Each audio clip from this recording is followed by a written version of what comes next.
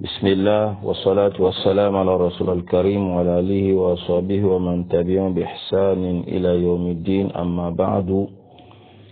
Après ces quelques mots d'usage, par la permission d'Allah subhanahu wa ta'ala, nous continuons donc notre série, notre rubrique sur la dissipation des ambiguïtés et répliques au pasteur Ménard et sa suite sur la prétendue falsification de l'actuel Coran.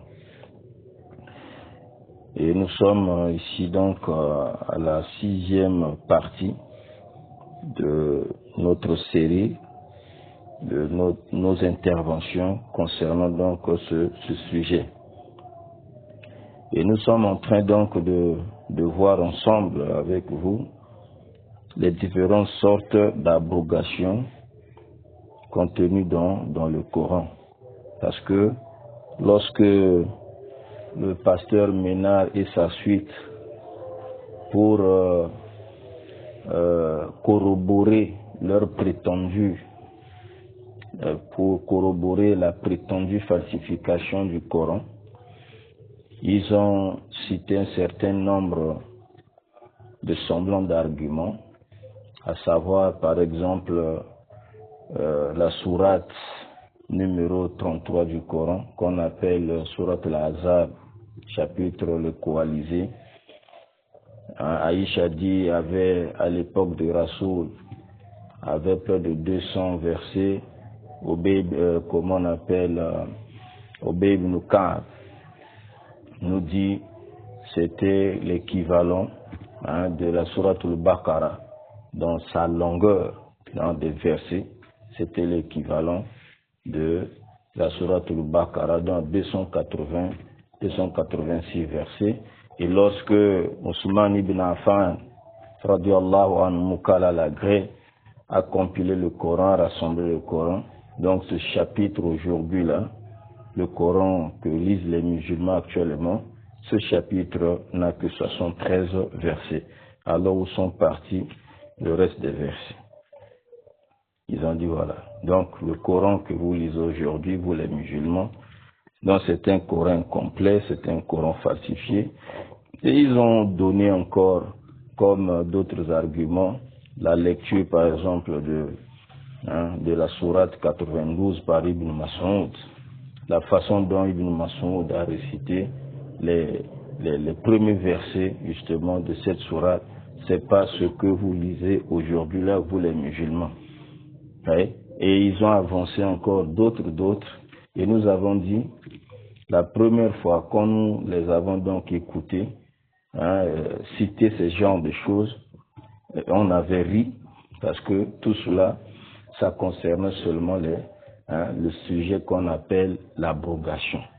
Parce que dans le Coran, il y a les versets abrogeants et les versets abrogés. Dans les versets qui abrogent les autres.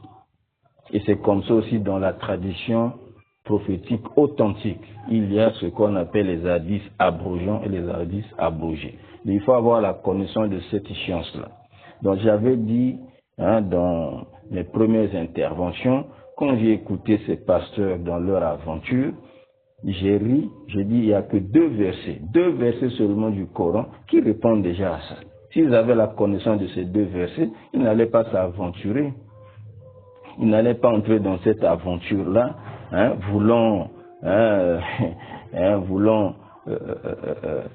faire un peu, comment on appelle, l'ostentation, faire un peu, bon, voilà, d'après comme une démonstration, une révélation aux musulmans. C'est comme si les musulmans ignorent ces choses-là pour dire, non, voilà, votre Coran comme ceci, comme cela. S'ils avaient la connaissance de ces versets, ils allaient fermer leur bouche, parce que le Coran l'a déjà dit. Le Coran l'a déjà dit. Deux versets seulement, vous voyez, qui répondaient à leur bruit là. C'était d'abord le verset 106 de Surat al-Baqarah, deuxième chapitre du Coran. Vous voyez, deuxième chapitre du Coran, verset 106. Ça parle déjà de l'abrogation.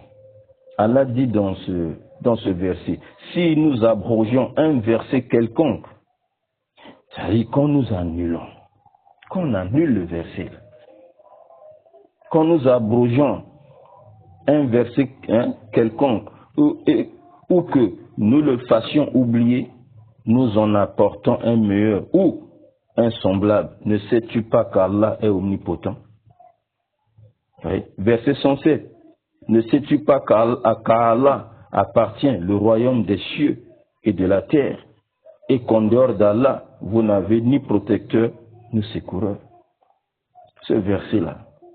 Et il y a le verset de la sourate 116, verset 101. Sourate 16 du Coran. Oui. Sourate 16 du Coran, verset 101. Allah dit quoi dans ce verset? Oui. Il dit, quand nous remplaçons un verset par un autre. Donc il y avait un verset avant qu'on lisait, on enlève, on remplace. Allah est effacé. Il amène à la place un autre. Donc ici déjà, quand nous remplaçons un verset par un autre, et Allah sait mieux ce qu'il fait descendre. Ils disent, tu n'es qu'un menteur. Mais la plupart d'entre eux ne savent pas. Comme Ménard et sa suite. Deux versets là seulement. À partir de ces deux versets et d'autres hadiths qui parlent de l'abrogé, les savants musulmans ont fondé cette science-là. Donc qui trouve ses origines dans le Coran, qui trouve ses origines dans la tradition prophétique, ils n'ont pas inventé. Et cette science-là qu'on appelle An-Nasikh wal-Mansour. An-Nasikh wal-Mansour. La science de l'abrogeant et de l'abrogé. Il faut avoir la connaissance des versets abrogeants, avoir la connaissance des versets qui sont abrogés. Pour bien comprendre le Coran, pour bien expliquer le Coran. Sinon, tu vas égarer les gens. Tu vas égarer les gens. Voilà donc Pasteur Ménard et sa suite, comme ils n'ont pas la connaissance, ils ne savent pas que dans le Coran a déjà parlé de ça, il y a des versets abrogeants, des versets abrogés. Ils se sont mis à crier sur les réseaux sociaux pour essayer de embrouiller les musulmans faibles d'esprit et tout, qui n'ont pas de connaissance, pour semer le doute dans leur foi, parce qu'ils ont dit maintenant, il faut insister sur le Coran là, leur Coran là, il faut insister. Vous allez insister, vous n'allez rien trouver là-bas. Vous n'allez rien trouver. Ce que vous pensez que vous avez trouvé quelque chose, ce n'est pas quelque chose que vous avez trouvé. Il y a des réponses à tout ça. Des réponses à tout ça. Ce sont les musulmans qui ont écrit ce que vous pensez,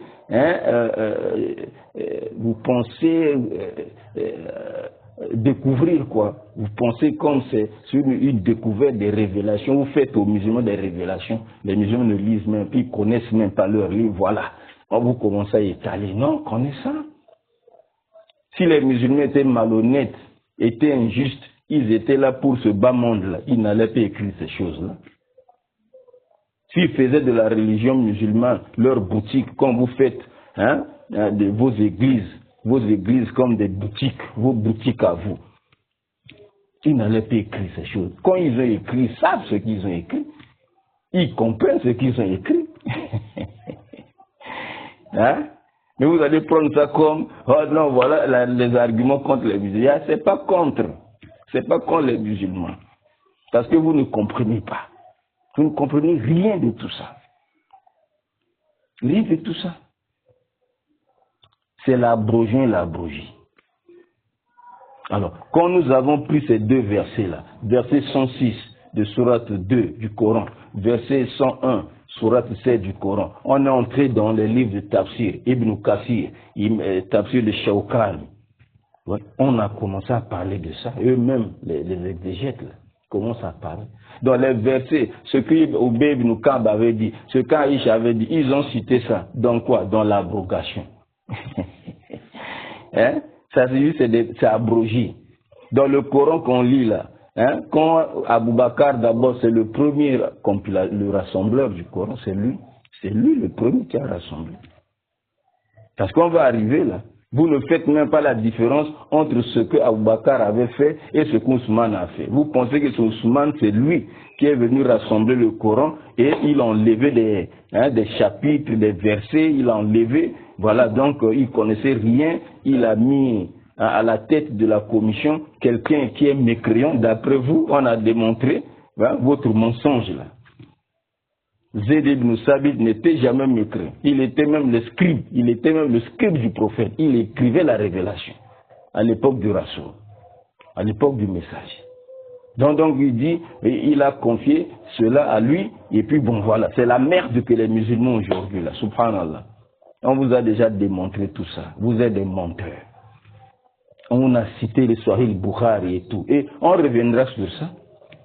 On reviendra sur ça. Parce que vous pensez que le Coran qu'on lit là, voilà, c'est falsifié parce que celui qui était à la tête de la commission, il ne faisait pas partie, d'après votre expression, les 4 généraux laissés par Mohamed. On va revenir sur ça. Est-ce que ceux qui ont mémorisé le Coran, c'était seulement 4? Bukhari que vous avez cité là, quand vous citez la hadith des 4 généraux, mais Bukhari vous a cité auprès de 3 hadiths comme ça là, 3 hadiths qui parlent de ceux qui avaient mémorisé le Coran à l'époque du messager. Ça fait même 7 comme ça. Mais est-ce qu'ils étaient seulement même 7? Ils étaient plus. Puisqu'on vous dit même, vous voyez même que vous-même, vous êtes confus. Vous êtes dans la confusion. Vous dites même que quand Ousmane a envoyé les gens à la guerre, il a pris encore les lecteurs du Coran, ceux qui ont mémorisé du Coran. Ils sont allés, on les a tués là-bas. Beaucoup étaient morts. C'est qu'ils étaient nombreux. Ils étaient nombreux. Mais à l'époque même du prophète Mohammed, les gens sont venus des villages, quelque part. Ils ont embrassé l'islam. Ils sont venus à Médine pour dire au prophète, nous avons embrassé l'islam, nous n'avons pas les encadreurs, on n'a pas les enseignants, donne-nous les enseignants. Et Rasoul salam leur a donné 70 compagnons. On les appelait les Koura, c'est-à-dire les lecteurs du Coran. Les lecteurs du Coran, les Koura. À l'époque des messagers, les Koura, ceux qui ont mémorisé le Coran. Oui. Et chemin faisant, arrivés là-bas, quelque part, ils ont tué. Oh, c'était les hypocrites. Ils ont tué ces compagnons-là. 70. On les appelle les Koura, les lecteurs.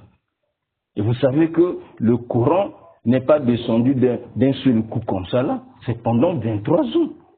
Donc quand on dit lecteur du Coran, mémorisateur du Coran, tant que le Coran n'est pas arrivé à la fin, on appelle déjà Coran, mais une partie du Coran, on appelle déjà Coran.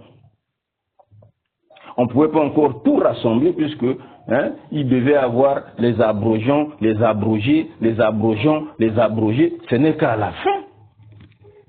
C'est à la fin. C'est pourquoi Abou Bakr a pris cette mission-là, cette responsabilité de rassembler. Ce qu'il a fait, il n'a pas inventé, puisque Allah avait déjà appelé cette révélation par livre. Les premiers versets deuxième verset du deuxième chapitre du Coran. Écoutez, deuxième chapitre du Coran. Le deuxième verset. Il dit quoi? Après avoir dit Alif Lam Mim, premier verset. Ok? Deuxième verset. Oui. C'est le livre au sujet duquel il n'y a aucun doute. C'est le livre au sujet duquel il n'y a aucun doute. C'est un guide pour les pieux. Oui? Donc, Allah a déjà appelé cette révélation par livre. Il a appelé déjà par livre. Vous voyez? Alors, quand vous ne comprenez rien, il dit, vous pensez que Mohamed avait déjà un livre bien compilé là, entre ses deux mains. Vous ne comprenez rien. C'était d'avoir une révélation orale. Quand il reçoit, il récite. Et les compagnons qui étaient là, ces scribes, ils écrivaient. Donc ça finit, à la fin, cette révélation devait être compilée, rassemblée dans un seul livre. On va appeler ça livre. Donc ce que Abou Bakr Rafi n'a pas inventé, il n'a su que mettre en exécution cette parole d'Allah. Allah a appelé ça livre. Parce qu'en langue arabe, katabal, parce que bon, voilà, on ne peut pas aller là-bas. Parce que katab, écrire, en langue arabe, le sens, ça dit rassembler, on rassemble. Kataba. On est en train de rassembler les lettres pour donner un mot, composer un mot. Kataba, kitab. Kitab. Est-ce que vous voyez? Donc, vous vous embrouillez pour rien. Vous vous embrouillez pour rien. Donc, il s'agit des abrogations. C'est pourquoi nous sommes entrés dans un livre, parmi les livres qui parlent de cette échéance-là, la science de Usul al-Fiqh. On appelle ça Usul al-Fiqh, les fondements de la jurisprudence islamique. Donc, parmi les thèmes qui sont traités dans cette échéance-là, il y a ce qu'on appelle an-nasikh wal-mansukh, l'abrogeant et l'abrogé. L'abrogeant et l'abrogé. Donc, nous sommes en train de voir les différentes sortes d'abrogation. C'est au nombre de 3. On a vu déjà deux premières, comment on appelle, les 2 premières sortes d'abrogation. On a vu. Et aujourd'hui, nous allons voir la 3e sorte d'abrogation. Donc, la première sorte d'abrogation que nous avons vue, ok, c'est quoi? C'est ma nusira hukmuhu wa baqiya lafzuhu. Et c'est ça qui est plus nombreux dans le Coran. Donc, ce dont on a abrogé, on a annulé le jugement est annulé. Donc, on ne l'applique plus. Il n'est plus applicable. C'était avant, maintenant on ne l'applique plus. Donc, le jugement est annulé, mais la lettre est restée. C'est-à-dire, dans ce Coran-là, vous allez lire ces versets-là, mais ce qui est demandé, ce qui est dit dans ces versets-là, on n'applique plus ça. Parce qu'il y a d'autres versets qui sont venus, ils ont annulé cela. Oui? Donc, l'abrogeant et l'abrogé. L'abrogé, ce qui est abrogé vient avant. Ce qui vient abroger, donc l'abrogeant vient après. Est-ce que vous voyez ça? Et c'est ça qui est plus nombreux dans le Coran. Nombreux dans le Coran. Et on a vu quelques exemples que le cheikh avait donné. Il a donné l'exemple de la sourate 8 du Coran, verset 65. C'était d'abord comme ça. Et quelque temps, quand ils ont travaillé avec ça, et Allah a fait descendre le verset 66 pour alléger maintenant. Il y a beaucoup d'exemples comme ça. Ok? Donc, 2e sorte d'abrogation, ce qu'on a abrogé, la lettre, ce dont on a abrogé la lettre. Donc, le verset, on ne le voit plus. Dans le Coran, là, vous n'allez pas voir ce verset-là. Vous n'allez pas voir ce verset. Mais son jugement, son jugement reste. Le jugement reste applicable. Mais la lettre, on ne voit plus. Et l'exemple qu'on a donné, alors, c'est ce que vous dites là. Pasteur Ménard et ta suite et tout. Mais les versets là sont partis où? Oubé, il nous dit, c'était l'équivalent de la sourate Baqara. Dans 286 versets. Mais aujourd'hui, on a 73 seulement. Oh bon, mais là-bas, il y avait le verset de la lapidation. Mais dans votre actuel Coran, il n'y a pas le verset de la lapidation. Où il est parti où? Comme vous n'avez pas la connaissance de l'abrogé, voilà pourquoi. Donc vous tenez ça comme argument, quoi. Pour dire, les musulmans, vous voyez, votre Coran là, c'est un Coran falsifié. Non, c'est pas falsifié. Ceux qui ont rassemblé ce Coran-là, ils avaient la connaissance de l'abrogé. Donc, dans les différentes sortes là, les différentes sortes d'abrogation, ils connaissaient ça. Zayd ibn Sabit avait la connaissance de ça. Vous voyez, non? Il avait la connaissance de ça. S'il était le scribe du prophète, parmi les scribes. Vous voyez? Donc, on rassemble, dit, ça là, la lettre est abrogée. Donc, on ne met pas ça dans ce Coran. On ne met pas ça dans le Coran. Sa lettre est abrogée. On ne met pas. Donc, la première sorte, la lettre, le jugement est abrogé, mais la lettre est restée. Ça, il a écrit. Lui-même, il a mémorisé tout le Coran. Il a retrouvé ça sur les parchemins, sur les peaux d'animaux, sur les tablettes, sur les os, les omoplates, sur les cases. Il a rassemblé.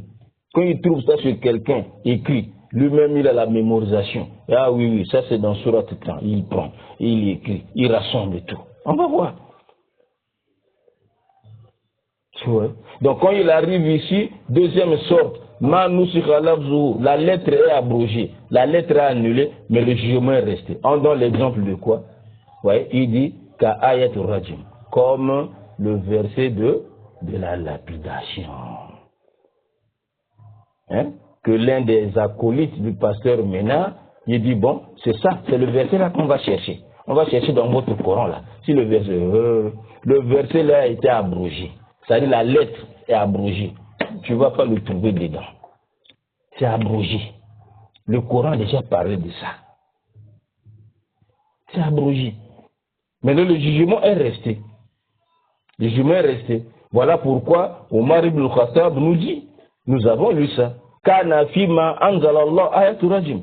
Parmi les versets qu'Allah avait fait descendre, il y a le verset de la lapidation. Fakarana, nous l'avons récité. On a récité ce verset-là, on a lu ce verset-là. Wankalna, nous l'avons compris. Et nous l'avons mémorisé. Warajama Rasulullah, le messager d'Allah a lapidé. Warajabna ba'dahu, et nous avons lapidé après lui. Vous voyez, non? Nous avons lapidé après lui. Donc ça signifie quoi? Ça signifie le verset là était abrogé, lui-même la lettre est abrogée, mais le jugement est resté parce que les compagnons ont lapidé après même la mort du prophète, ils ont continué à lapider.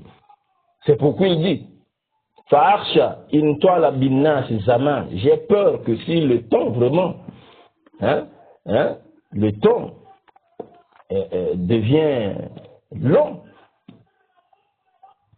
oui, devient long, que quelqu'un viendra dire, il viendra dire, Wallah, je jure par Allah, ma najidu rajma fi kitabillah. Je ne trouve pas la lapidation dans le livre d'Allah. Ce que Omar a craint là, on voit maintenant les gens aujourd'hui. Vous parlez de lapidation, c'est écrit où dans le Coran? Ça fait partie des sortes d'abrogation. On a annulé la lettre, mais le jugement reste. Et le Cheikh Ousseimi, ouais, il a parlé, mais quelle est donc la sagesse dans tout ça? La lettre est annulée, on ne voit plus ça dans le livre de Dieu, mais quand même l'application. On continue à appliquer ces versets-là, mais on ne voit pas ça dans le livre, mais on pratique ça. Elle est dans la sunna, la tradition prophétique. On continue à pratiquer, mais dans le livre d'Allah, ça n'existe pas. La sagesse dans tout ça, c'est quoi?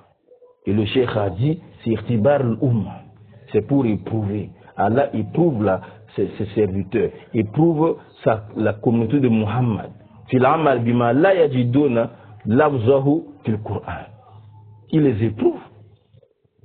Pratiquez ce que vous ne trouvez pas la lettre dans le Coran. Le passage dans le Coran, vous ne trouvez pas. Mais vous devez pratiquer. Vous devez pratiquer. Wa tahqiq imanihim bima anzala Allah ta'ala. C'est pour vérifier, concrétiser leur foi en ce que Allah a fait descendre. Vous ne voyez pas, mais il faut pratiquer. C'est une épreuve. Oui, on ne voit pas Allah, mais on l'adore. On ne le voit pas, mais nous l'adorons. Mais nous le sentons. Nous sentons sa puissance, sa présence. Oui. Il a dans la axe Halil Yahoud, contrairement à l'état des Juifs, à la situation des Juifs, Alezina Hawalu Katma Nasurajim, qui ont essayé de cacher. Ils ont essayé de cacher le verset de la lapidation lorsqu'ils étaient venus devant le prophète Mohammed sallam. Ils ont commis la fornication, ils ont commis l'adultère, ils sont venus vers le prophète pour que le prophète tranche, pour qu'il juge de cette affaire. Le prophète a dit, mais vous venez vers moi, mais dans votre livre, là-bas, il y a la lapidation. Vous connaissez? Mais quand ils ont amené le livre pour lire devant le prophète, ils ont voulu cacher le verset. Ils ont mis la main sur le verset de la lapidation. Pourquoi on ne voit pas ça? Mais Allah est grand. L'un des compagnons du prophète sallallahu alayhi wa sallam, qui était de l'autre côté, qui avait embrassé maintenant l'islam, qui connaissait bien la Torah, il dit le prophète, ils ont mis la main sur le verset. Dis-lui d'enlever la main là, le doigt là, le verset là est là. Et ils étaient confondus. Donc les musulmans, ils ne voient pas ce verset-là dans le Coran, mais ils pratiquent. Mais les juifs, ils ont ça dans leur livre, mais ils ont voulu cacher. Donc c'est une épreuve. Tout cela nous avons vu et tout, alhamdulillah. Donc, aujourd'hui, nous allons voir la troisième sorte d'abrogation. Mais, comme d'habitude, avant d'entrer dans le vif du sujet, on va encore lire les versets qui rassurent les musulmans. Les musulmans, votre livre là, chapitre 15 du Coran, Allah a dit au sujet de ce livre, tout ce que le pasteur Ménard et son groupe sont en train de faire, que cela ne vous bouleverse pas, que cela ne vous trouble pas. Allah ne ment jamais. Allah ne ment jamais. Chapitre 15 du Coran, verset 9. Parce qu'il y a un là, parmi ses acolytes, ils ont dit voilà, les musulmans vont lire ce verset jusqu'à la fin des temps. Mais ils ne savent pas qu'il peut y avoir un gardien, mais les buts vont entrer. Les buts vont entrer. Voilà. Le gardien là, c'est lui-même le Dieu créateur. C'est lui-même. C'est lui-même le roi des rois. Le souverain des souverains. C'est lui-même qui a pris cet engagement-là. Cette responsabilité de garder le Coran. Tu vas marquer but contre Allah. Toi, mais celui qui va... Oh, mais toi là, vraiment, vous êtes vraiment... C'est pas possible. Quel blasphème. Qui peut faire la guerre avec Dieu et la gagner? Qui? Tu vas marquer le but contre Dieu. Ce que vous brandissez aux gens là sur les réseaux sociaux, ce n'est pas les buts que vous allez marquer, ce n'est pas les buts, vous ne comprenez pas ce que vous lisez. Là, on est en train de vous répondre. C'était même simple, il s'agit de l'abroger. Quand vous n'avez pas la connaissance de ça, vous prenez ça, vous venez brandir aux musulmans pour dire voilà votre livre, voilà votre livre. Vous ne comprenez rien. C'est l'abrogé.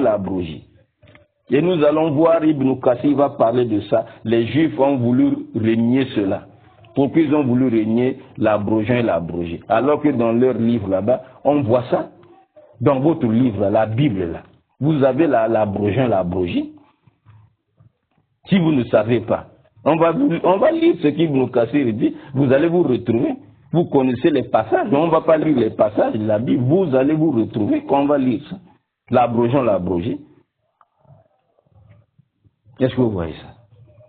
Donc, Allah dit ici, là, chers frères en l'islam, chères sœurs, en vérité, c'est nous qui avons fait descendre le Coran. Et c'est nous qui en sommes gardiens. C'est Allah lui-même qui garde le Coran. Ça ne va pas disparaître. Personne ne pourra ajouter, retrancher. Non. Ousmane a brûlé le Coran, le reste du Coran. Il a brûlé. C'est l'abrogé. C'est fini. Et ce n'est même pas lui qui a rassemblé. Tout ce qu'il a fait, c'était mettre ça y est, il a fait la vocalisation. On appelle vocalisation. On verra ça. La différence entre ce que Abou Bakr avait fait et ce qu'Ousmane a fait. Vous lisez les hadiths, vous ne comprenez rien. On va lire ça dans Bukhari. Il a mené les deux. Ce qu'Abou Bakr a fait, ce qu'Ousmane a fait. Vous allez remarquer qu'il y a une différence. Il y a une différence. Alors Allah subhanahu wa ta'ala, il dit au chapitre 41, toujours pour rassurer les musulmans, votre livre c'est un livre sacré, c'est un livre puissant. Chapitre 41 du Coran, versets 41 à 42. Vous voyez, Allah dit quoi? Verset, voilà, chapitre 41. Versets 41 à 42. Ceux qui ne croient pas au rappel, le Coran, ceux qui ne croient pas au Coran, comme les pasteurs Ménard et tous les chrétiens là et tout, vous voyez, quand il leur parvient, alors que c'est un livre puissant, Alors que c'est un livre puissant. C'est un livre puissant, inattaquable. 42. Le faux ne l'atteint d'aucune part, ni par devant, ni par derrière. C'est une révélation émanant d'un sage digne de louange. Ça, c'est ce que Allah a dit, musulmans. Chapitre 4 du Coran, verset 82, Allah dit. Vous voyez? Chapitre 4 du Coran, verset 82. Allah dit. Ne médite-t-il donc pas sur le Coran? S'il provenait d'un autre qu'Allah, ils y trouveraient certes maintes contradictions. Voilà. Donc, pasteur Ménard et sa suite, ils ont dit, oh, c'est plein de contradictions, il n'y a rien là, le Coran là. Ouais, ils ont commencé à raconter ce qu'ils racontent sur les réseaux sociaux et tout. Ils ne comprennent rien. Donc, nous revenons maintenant dans le vif du sujet. Ok? Donc, troisième sorte d'abrogation.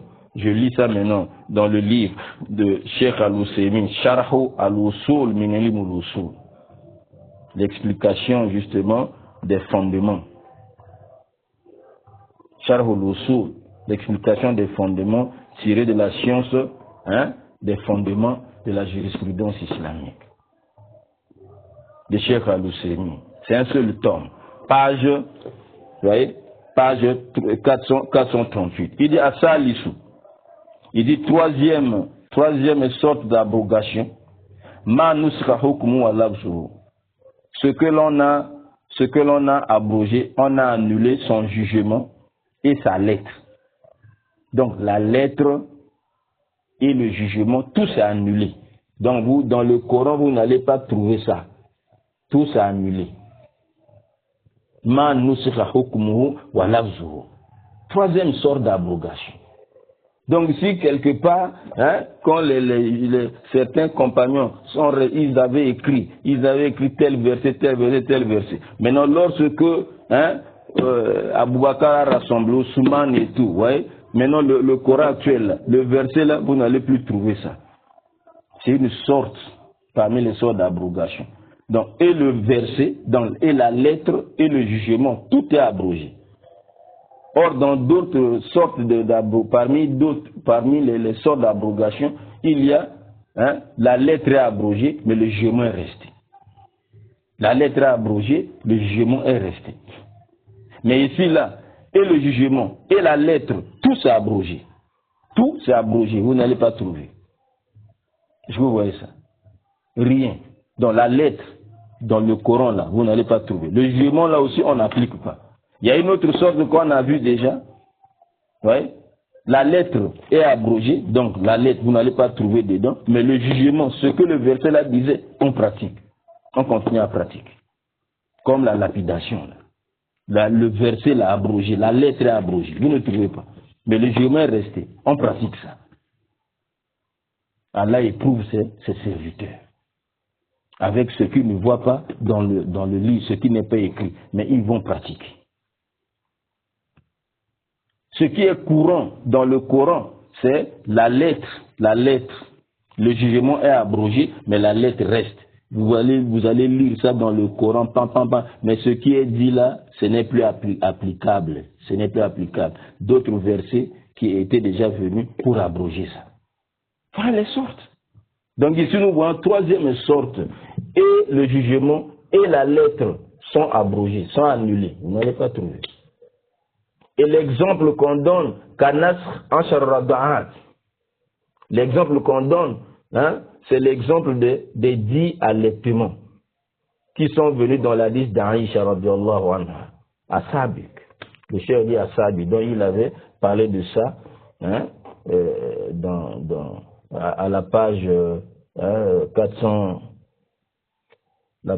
440.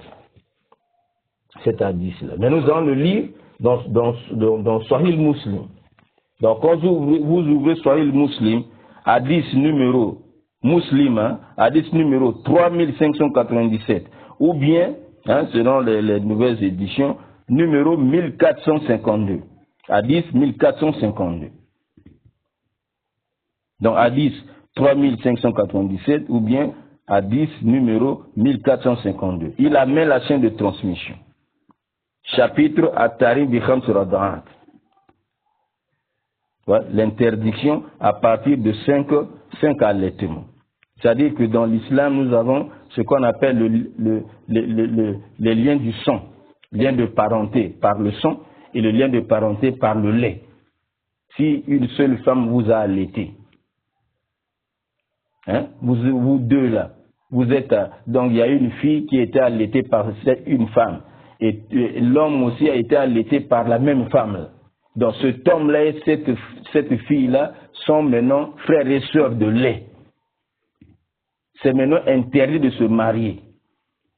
Les deux là ne peuvent pas se marier. On appelle ça la parenté, c'est-à-dire le lien du lait, par le lait. Une seule femme les a allaités. Ils sont devenus frères et sœurs.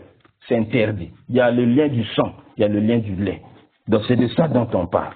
Donc, il amène la chaîne de transmission ici, hein, quand il dit Karatu en la Malik, jusqu'à Aïcha.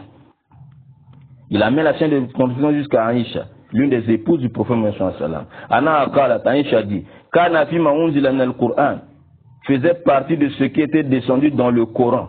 Dans le Coran, parmi ce qui était descendu dans le Coran, révélé là, on lisait ça.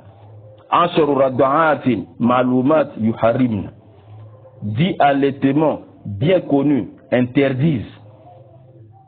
C'est-à-dire pour qu'il y ait lien de parenté par le lait, qu'il y ait interdiction de se marier entre un homme et une femme qui ont été allaités par une même femme, une même nourrice. Il faudrait que cette femme-là les a allaités 10 fois, 10 allaitements, a fait 10 allaitements. Ça interdisait. Mais il dit Souma Nusikhna, ensuite, les 10 allaitements là étaient abrogés. Des Khams Maloumat par 5 allaitements. Étaient abrogés par 5 allaitements. Fatouf ya Rasulullah sallallahu alayhi wa sallam wa hiya fi ma yuqra'u min al-Qur'an. Et Rasulullah sallam est décédé et les 5 allaitements là faisaient partie de ce que les gens récitaient. Les gens récitaient. C'est ce que vous voyez? Alors, dans cet hadith-là nous présente 2 sortes d'abrogation. Cet hadith nous présente 2 sortes d'abrogation, comme le Cheikh Oussemin va nous le dire à la page 440. Quand on ouvre le livre de Cheikh Oussemin, Sharhu al-Usul min ilm al-Usul, vous voyez, non? À la page 440, il nous dit quoi? Vous voyez? Il dit wa qadishtama fi hadha al-hadith ma nuskha lafzu wa hukmu. Dans cet hadith, nous avons ce qu'on a abrogé, la lettre et son jugement. Donc la lettre, le verset est abrogé, le jugement de ce verset-là, ce qui est contenu dans ce verset-là est aussi abrogé. Est-ce que vous voyez? Et ça renferme aussi wa ma nuskha lafzuhu faqat. Ça renferme ce que l'on a abrogé, la lettre seulement. La lettre seulement est abrogée, mais le jugement est resté. Est-ce que vous voyez? Donc, ce que l'on a abrogé et la lettre et le jugement, c'est les 10 allaitements. Les 10 allaitements. Donc, les 10 allaitements là sont abrogés. Et la lettre et le jugement. La lettre là, c'est-à-dire dans le Coran, on ne voit pas. 10 allaitements interdisent le mariage entre l'homme et la femme qui ont été allaités par une femme, une seule femme. Là. La lettre là, vous n'allez pas trouver ça. Et le jugement là, que les 10 allaitements là, c'est ça qui interdit. 10 là, ça aussi c'est abrogé. Mais non, le même hadith va nous contenir, va nous parler aussi de walezi nusikha lafzu duna hukmu. Est-ce que vous voyez ça? Donc, falan shirazi nusikhat lafzu duna hukman, falaysa fil Qur'an, walaysa hukmuha baqiya. Walezi nusikha lafzuhu, et ce dont on a abrogé la lettre. On a abrogé la lettre seulement. Duna hukmuhu. Est-ce que vous voyez? Sort en dehors de son jugement. La lettre a abrogé, mais le jugement est resté.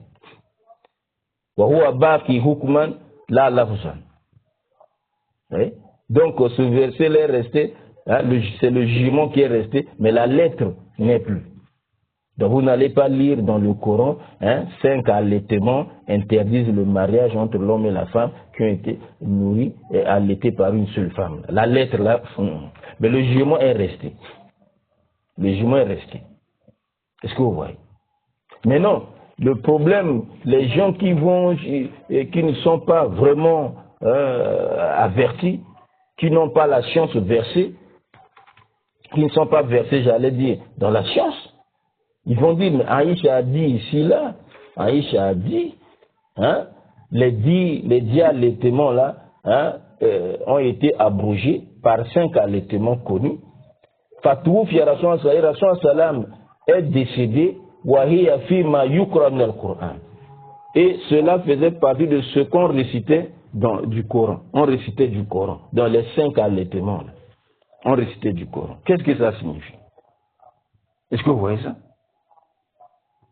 C'est ce que Imam Nawawi va nous expliquer. Donc, quand nous ouvrons Sahih Muslim, et même Cheikh Ousseymine a expliqué tout ça. Hein? Vous pouvez continuer, hein, à lire cela. Hein? Donc, à partir de, hein, la page 438, vous allez voir jusqu'à la page 442. Hein? Il va parler de tout ça. Il va aborder ça. Mais je lis, hein, dans Sahih Muslim. Donc, sous l'hadith 3597 ou bien hadith 1452, nous dit, Imam Nawawi, il nous dit ici là, Ana nasra bi khams rad'at ta'akhara inzaluhu jiddan.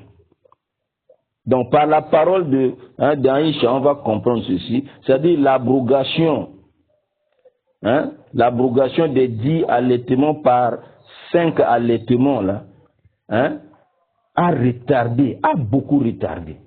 C'est-à-dire les 5 allaitements là. La révélation du verset des 5 allaitements a beaucoup retardé jusqu'à l'approche de la mort du prophète Mohammed sallallahu alayhi wa sallam. Vous voyez, non? Ta'akhara inzalu jiddan hatta inahu tuwfiya, jusqu'à ce que, ouais, Rasul sallam est décédé, wa ba'du nas yaqra khamsa rad'at. Et certaines personnes, certains compagnons qui n'avaient pas eu l'information que, hein, ce verset-là même, la lettre a été abrogée, mais le jugement est resté, ils n'avaient pas cette information, ils continuaient à faire quoi? Ils continuaient à réciter. Ils continuaient à réciter derrière le prophète Mohammed sallallahu alayhi wa sallam. Est-ce que vous voyez ça? وَيَجْعَلُهَا قُرْآنًا مَتْلُوًا لِكَوْنِهِ لَمْ يَبْلُغْهُ نَصْرٌ. Il faisait de ça la lecture c'est-à-dire qu'un verset du Coran, il lisait ça parce que l'abrogation ne lui était pas parvenue. L'abrogation de ce verset-là ne lui était pas parvenue. Ne lui était pas parvenue. Est-ce que vous voyez? Les courbes en disent, parce que l'abrogation est très proche de la mort du prophète Mohammed sallallahu alayhi wa sallam. L'abrogation a été très très proche de la mort du prophète sallallahu alayhi wa sallam. Donc ceux qui n'étaient pas vraiment informés, ils continuaient à réciter.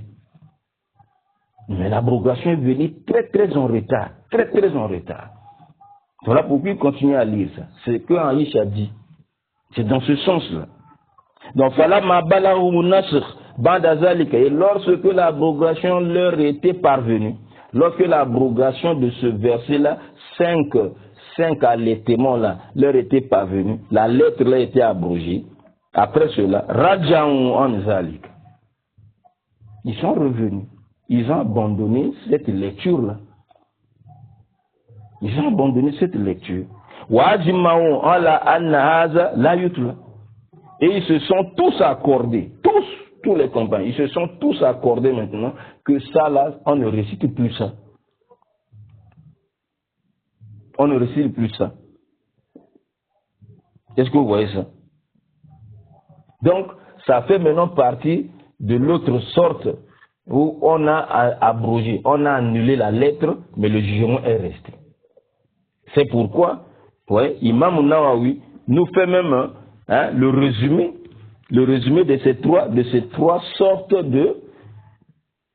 sortes d'abrogations contenues dans le Coran. Comme Cheikh Ousseimi l'a dit là, dans son livre, vous voyez, Imam Nawawi nous dit ici là, il nous dit, lisez là, Pasteur Ménard, c'est là, hadith numéro 3997, Sahih Muslim, ou bien 1452. Prenez le Shara, l'explication de Nawawi, Imam Nawawi, qui a expliqué Muslim, les hadiths là. Voilà. Il dit ici là, il dit clairement, il dit, wa nasru, vous voyez non?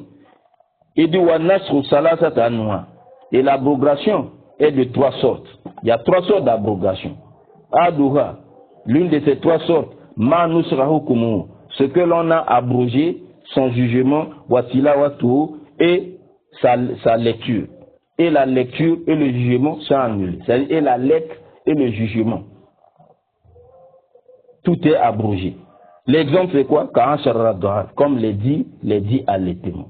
Dans les dits allaitements là, la lettre là, vous n'allez pas voir, et le jugement là, on n'applique pas ça. Tout est annulé. Deuxième, Asani, deuxième sorte d'abrogation. Manus Ratilawatuhu, ce que l'on a abrogé sa lecture, donc les versets là, on ne lit plus ça. On ne lit plus ça dans le Coran là. C'est ce que Ménard va dire avec ses acolytes. Les versets là sont où? Les versets là sont où? Ça fait partie de une sorte, parmi les sortes d'abrogation. On a annulé la lettre. La lettre là, vous ne voyez pas ça. Ça, on ne voit pas. C'est fini. Donc, ceux qui ont rassemblé le Coran là, ils avaient la connaissance de l'abrogation et de l'abrogé. Les différentes sortes d'abrogation là, ils avaient ça. Zayd ibn Sabit, il avait ça. Il avait ça. Il avait ça. Donc, on ne peut plus mettre ça dans le Coran qu'on doit lire. Là, parce que la lettre l'est abrogée. On a enlevé. Maintenant, le jugement est resté. Ouais, non. Ce que l'on a abrogé, la lecture, mais pas le jugement. Par exemple, quoi? Par exemple, les cinq allaitements.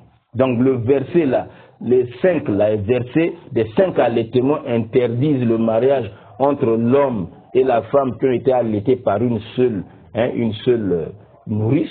C'est un verset comme ça, là, la lettre là, vous n'allez plus trouver ça. Mais le jugement de 5 allaitements, ce sont les 5 allaitements qui interdisent, le jugement là est resté.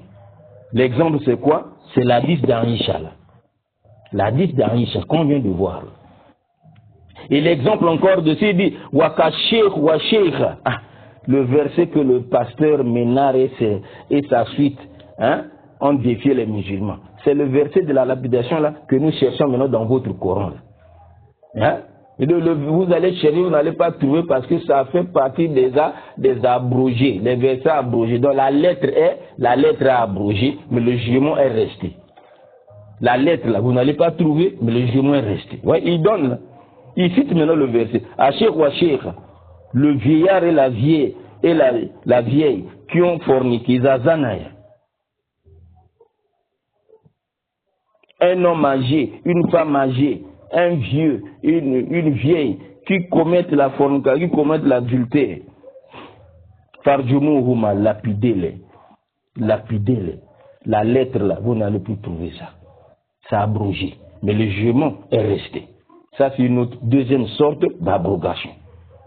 Troisième sorte d'abrogation. Asalisu, manusahukumuhu. Ce que l'on a abrogé, le jugement, wabakiat tilawatuhu, mais sa lecture est restée. Est-ce que wahazahu al-aksa, c'est ça qui est, qui est plus nombreux dans le Coran. Vous allez voir les lettres, les versets, vous lisez. Mais ce que disent ces versets-là, les jugements qui sont contenus dans ces versets, vous n'allez plus les appliquer parce que c'est abrogé. C'est ça qui est plus nombreux. Et il donne l'exemple, et parmi cela, la parole d'Allah, subhanahu wa ta'ala, dans Surat al-Baqarah, verset 240, le verset, Al-Aïe. Vous allez regarder ça. Chapitre 2 du Coran, verset 240, il donne le verset. Comme le problème des boissons alcoolisées. Vous allez voir. Voilà les différentes sortes d'abrogation. Maintenant, Ibn Kathir, lorsqu'il a parlé de l'abrogation, lorsqu'il a parlé de cette abrogation, avant d'y arriver, quelle est donc la sagesse dans tout ça, de cette troisième sorte d'abrogation, troisième sorte d'abrogation là. Mais la sagesse dans ça, c'est quoi? On abroge le jugement et la lettre. Et le jugement et la lettre sont abrogés. Mais pourquoi? La sagesse dans ça, c'est quoi? Le chef Ousseini répond à ça à la page 442. Page 442, il dit la sagesse dans l'abrogation de la lettre et du jugement, c'est que en ayant à la menace pour que les gens sachent tadarruj al-ahkam shar'i, le caractère progressif des sentences législatives, le caractère progressif de la loi. Donc c'est de façon progressive qu'Allah légifère. Il ne vient pas d'un seul coup comme ça, boum, boum, boum. Il marche progressivement avec les hommes. Il marche de façon progressive avec les hommes. C'est pour qu'on connaisse ça, pour qu'on comprenne cela. Qu'on doit savoir qu'avant, c'était dit allaitement, qui interdisait. Ensuite, c'est maintenant 5 allaitements. Est-ce que vous voyez? C'est maintenant 5 allaitements. Avant, c'était 10, c'est ça qui interdisait le mariage. Maintenant, c'est 5.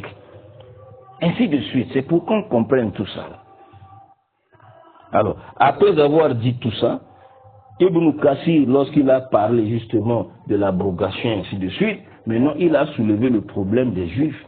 Les Juifs, ils ont nié, comme certains chrétiens aujourd'hui, ils nient l'abrogation. Ils voient comme si, dedans, mais c'est comme si la connaissance de Dieu est imparfaite, la science de Dieu est imparfaite. Et bien ça n'existe pas. Comment ça? Mais quand les Juifs refusent ça, ils refutaient ça parce qu'ils ne voulaient pas croire en Jésus. Ils ne voulaient pas croire en Jésus. Parce que s'ils croient à l'abrogation, et ainsi de suite, donc Jésus est venu maintenant. Donc ils doivent abandonner Moïse, ils doivent maintenant suivre Jésus. Quand les chrétiens aujourd'hui ne veulent pas croire aussi à cette chance de l'abroger, c'est parce qu'ils ne veulent pas croire en Mohamed. S'ils croient en cela, c'est que Jésus, on va le laisser, on va suivre Mohamed. Donc Ibn Kathir, lorsqu'il explique le verset 106 et 107 du chapitre 2 du Coran, vous voyez, non? Il cite, prenez Ibn Kathir, comme vous avez maintenant, à l'internet, là, vous avez tout, là, Pasteur Ménard et la suite, là. Prenez Ibn Kathir, apprends en français, là-bas. Moi, c'est tout, c'est l'arabe. Moi, j'ai appris l'islam en arabe. Voilà, j'ai appris en arabe. Je suis congolais, voilà, j'ai appris l'islam en arabe, dans la langue de la révélation. Voilà. Vous allez à l'internet, là, le cheikh Google va vous aider, vous allez trouver la traduction là-bas. Quand il cite Waqala Imam Abu Ja'far Ibn Jirir, rahimahullah, parmi les imams exégètes du Coran, imam de l'exégèse du Coran, Abu Ja'far Ibn Jirir, lorsqu'il explique ce verset-là, verset 106, verset 107 du Coran, ok, il a parlé comme Allah, il a la royauté, la souveraineté des cieux, de la terre et tout. Bon, il légifère ce qu'il veut, ainsi de suite. Tout, il a parlé de ça. Parmi lesquels, il annule ce qu'il veut, il confirme ce qu'il veut, il efface ce qu'il veut. Quand il a parlé de tout ça, après il dit, Soumakal, ensuite, Imam Abu Ja'far dit, Wa hadha al-khabar, cette information, même si c'est une adresse au prophète Mohammed, donc c'est-à-dire même si Allah s'adresse à son messager Mohammed, mais dans cette information, dans ces paroles, dans ces versets, tamam, للنبي على وجه الخبر عن عظمته فإنه منه جل ثناؤه تكذيب اليهود. Mais en même temps, il est en train de démentir les Juifs. Même s'il parle à Mohammed, mais par ces paroles-là, il est en train de démentir les Juifs.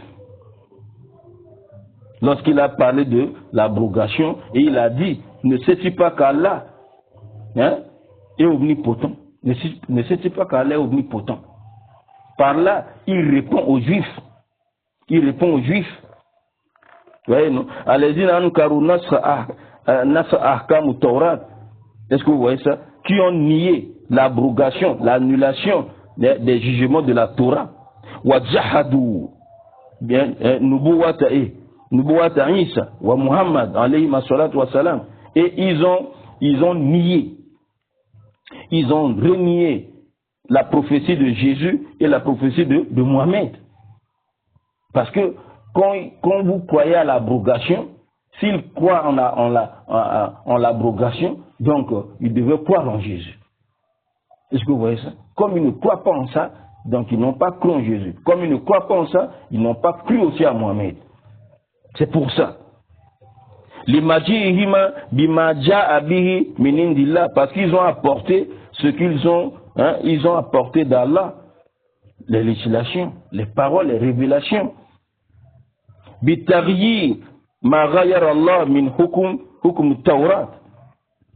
Avec les changements de ce qui était contenu dans la Torah, Jésus a amené des choses, il a changé certaines choses. Dans la Torah, on disait comme ceci, on faisait ceci. Quand il est venu, ce n'est plus ça. Quand Mohammed est venu aussi, voilà. Donc ils n'ont pas cru en l'abrogation pour ne pas que les sentences de la Torah soient changées. Ils n'ont pas cru en Jésus, ils n'ont pas cru en Mohammed. Quand tu crois en l'abrogation, c'est ça. Donc ils ont régné à cause de tout ça. Fakhbarahumullah an Allahu mulku samawa. Et c'est là où Allah va les informer que la souveraineté des cieux et de la terre lui appartient. C'est lui qui est le souverain suprême, le souverain des souverains. Il fait ce qu'il veut. Oui, les créatures, voilà. Toutes les créatures sont sous son autorité, sous sa souveraineté. Ils sont sous son obéissance. Ils ont l'obligation d'écouter, d'obéir à Allah, à ses commandements, à ses interdits.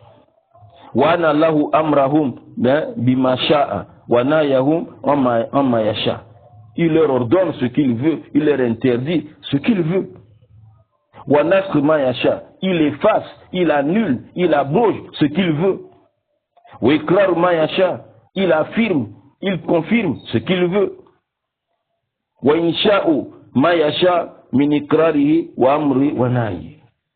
Voilà ce que Imam Abu Ja'far a dit. Maintenant, Ibn Kathir dit, Kultu, je dis, ce qui a mené les Juifs à chercher maintenant jusqu'à renier, à refuter l'abrogation, ce qui les a poussés à cela, c'est la mécréance, l'opiniâtreté et la mécréance.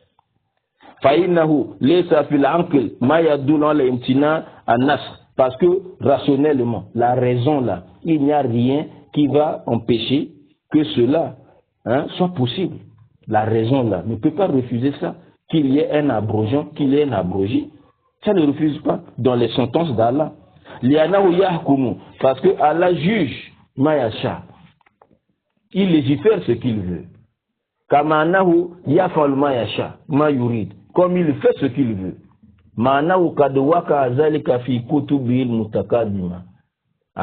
Malgré que l'abrogé se sont produits dans leurs livres passés. Dans ces livres passés, dans ces législations passées. Allah, en dehors du Coran là, dans ces livres passés, les livres d'Allah qui sont passés, Allah a parlé de l'abrogé là-bas. Et Ibn Kathir donne l'exemple, comme Allah avait autorisé à Adam, tazwiji banatihi min bani. pour peupler la terre. Comment Allah a fait? Il n'y avait que Adam et Ève. Ils mettaient au monde. Ils mettaient au monde. Et le Coran, la législation, c'est-à-dire les oulamas, les savants musulmans, nous ont expliqué. Donc, une grossesse, ce sont les jumeaux, les faux jumeaux, donc mâle et femelle. Deuxième grossesse, mâle et femelle. Donc, la fille de la première grossesse va se marier avec l'homme de la deuxième grossesse. L'homme de la première grossesse va se marier avec la fille de la deuxième grossesse. Donc, entre frères et sœurs se marier pour peupler la terre. Est-ce que vous comprenez ça? Chrétien, est-ce que vous comprenez l'abrogation l'abrogation là? Ça existait depuis. Comment on a peuplé la terre? Comment Adam et Ève ont commencé à peupler la terre? Donc les enfants d'Adam, les frères et sœurs se marient entre eux. Les frères et sœurs se marient entre eux. C'était permis. Oui, non? Sous Maha Ramazan, ensuite Allah interdit cela. Ensuite Allah interdit. Dans la Torah, tiens, comment tu vas te marier avec ta sœur? Avec ta sœur, comment? Hein? Après l'interdit. Mais au début, c'était autorisé pour peupler la terre. C'était autorisé. Après Allah interdit.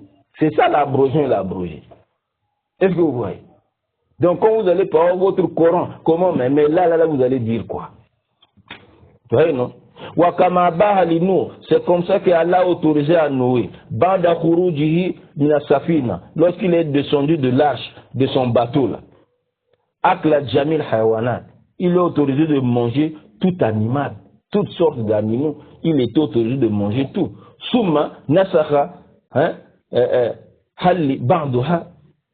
Ensuite, il a abrogé l'autorisation de certains animaux. Ouais. Ensuite, il a abrogé. Dans la Torah, vous allez voir maintenant.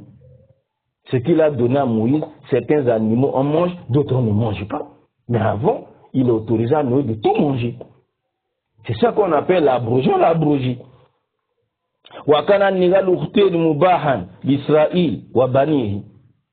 Le mariage, marier deux sœurs, c'était autorisé à Israël. Jacob là, et ses enfants. Donc tu pouvais te marier avec deux sœurs. Avec deux sœurs, c'était autorisé. C'était autorisé. Donc la grande sœur et la petite sœur sont sous un même toit. D'un seul homme les marie, les épouse. C'était autorisé. Est-ce que vous voyez ça? Mais quand Allah a donné la Torah à Moïse, c'est interdit. Tu ne peux pas te marier avec deux sœurs, la grande sœur et la petite sœur à la fois. Non, c'est interdit. Mais avant, c'était autorisé. Est-ce que vous voyez ça? Ibrahim alayhi salam, il a ordonné à Abraham d'égorger son enfant. Lorsqu'il a ordonné d'égorger l'enfant, avant même que Abraham n'exécute même l'ordre donné par Allah, oui, Allah a fait quoi? Il a abrogé cela avant l'application. Il a abrogé. À la place, on a immolé le mouton. Hein? Est-ce que vous voyez ça? À la place, on a immolé le mouton. C'est ça le nasr, c'est ça l'abrogation. On a demandé d'égorger l'enfant. Égorge l'enfant. Avant même quand il a voulu égorger, Allah a abrogé. À la place, c'est le mouton qu'on a égorgé. C'est ça l'abrogation et l'abrogé. Ibn Kassir, il récite tout ça. Là. Voilà, pour vous dire quoi. Voilà. Il continue. Pasteur Ménard et tes alliés. Là. Lisez ça. Ouais. Dans ceux qui nient l'abrogation, l'abrogé, ouais, c'est par mécréance, par entêtement. Et il y a mis un message profond dans tout ça. C'est quoi? Ils ne veulent pas croire au dernier prophète.